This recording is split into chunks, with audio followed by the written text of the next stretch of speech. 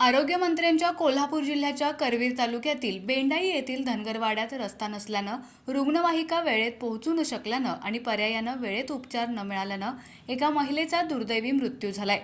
दगडूबाई राजाराम देवणे वय वर्ष 55 असं मृत महिलेचं नाव असून या घटनेनंतर ग्रामस्थांमधून तीव्र संताप व्यक्त होतोय।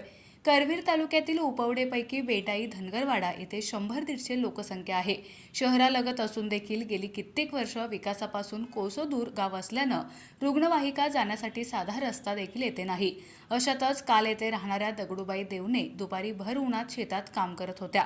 त्यावेळी त्यांना चक्कर आली आणि त्या कोसळल्या। त्यांना तातडीने उपचाराची गरज होती, मात्र रुग्णालयात जाण्यासाठी रस्ता नसल्यानं रुग्णवाहिका गावात येत नव्हती। त्यामुळे गावकऱ्यांनी तातडीने खाटलात घालून त्यांना 4 खांद्यांवर घेऊन निघाले। रस्ता नसल्यानं पायी खडतर प्रवास करत रुग्णाला पाचकटेवाडी गावात आणायला वेळ गेला। दुपारी रुग्णास घेऊन निघालेले गावकरी दवाखान्यात पोहोचण्यास सायंकाळ झाली। दोनवडे येथे त्यांना खासगी रुग्णालयात आणण्यात आलं, मात्र उपचारासाठी उशीर झाल्यानं उपचारापूर्वीच त्यांचा मृत्यू झाल्याचं डॉक्टरांनी सांगितलं।